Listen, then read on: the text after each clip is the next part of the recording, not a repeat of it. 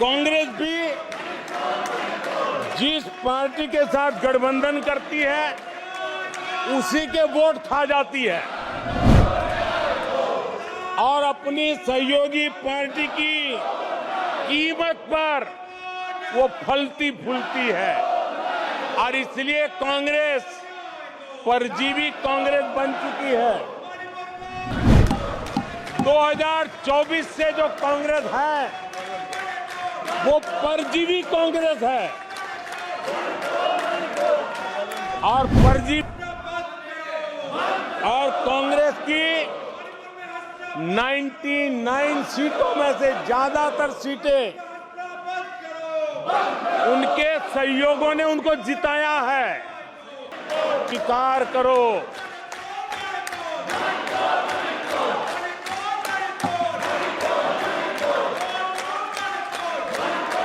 आदरणीय सभापति जी, मुझे नहीं पता कि कांग्रेस के जो साथी दल है उन्होंने इस चुनाव का विश्लेषण किया है कि नहीं किया है। ये चुनाव इन साथियों के लिए भी एक संदेश है। आदरणीय सभापति जी, अब कांग्रेस पार्टी 2024 से एक परजीवी कांग्रेस पार्टी के रूप से जानी जाएगी। 2024 से जो कांग्रेस है वो परजीवी कांग्रेस है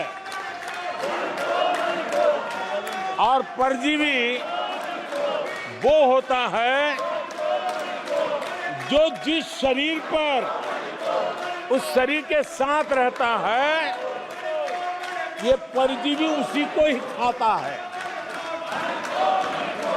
कांग्रेस भी जिस पार्टी के साथ गठबंधन करती है उसी के वोट खा जाती है और अपनी सहयोगी पार्टी की कीमत पर वो फलती फूलती है और इसलिए कांग्रेस परजीवी कांग्रेस बन चुकी है। मैं जब परजीवी कह रहा हूं तो तथ्यों के आधार पर कह रहा हूं। आदरणीय सभापति जी, मैं कुछ आंकड़े आपके माध्यम से सदन को और इस सदन के माध्यम से देश के सामने रखना चाहता हूं। जहां जहां भाजपा और कांग्रेस का सीधा मुकाबला था या जहां कांग्रेस मेजर पार्टी थी और साथी के पास 1, 2, 3 सीटें थी, वहां कांग्रेस का स्ट्राइक रेट सिर्फ और सिर्फ 26% है, 26% है। लेकिन जहां किसी का पल्लू पकड़ करके चलते थे, जहां वो जूनियर पार्टनर थे, किसी दल ने उनको कुछ दे दिया मौका, ऐसे राज्यों में कांग्रेस जहां जूनियर पार्टनर थी उनका स्ट्राइक रेट 50% है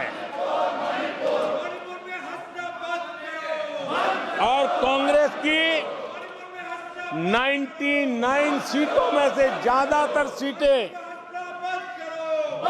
उनके सहयोगियों ने उनको जिताया है और इसलिए मैं कहता हूं ये परजीवी कांग्रेस है। 16 राज्यों में जहां कांग्रेस अकेले लड़ी वहां उसका वोट शेयर इस चुनाव में गिर चुका है। आदरणीय सभापति जी, गुजरात, छत्तीसगढ़ और मध्य प्रदेश इन 3 राज्यों में जहां कांग्रेस अपने दम पर लड़ी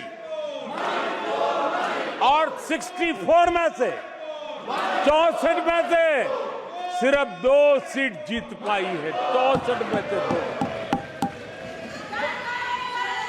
इसका साफ मतलब है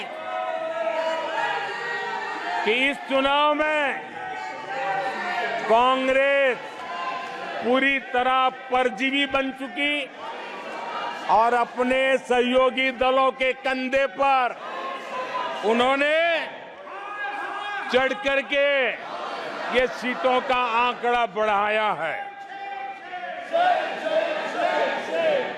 अगर कांग्रेस ने अपने सहयोगियों के जो वोट खाए हैं वो अगर न खाए होते तो लोकसभा में उनके लिए इतनी सीटें जीत पाना भी बहुत मुश्किल था।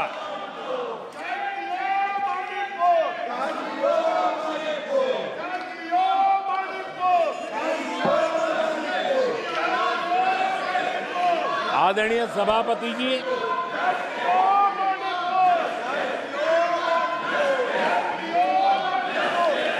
ऐसे समय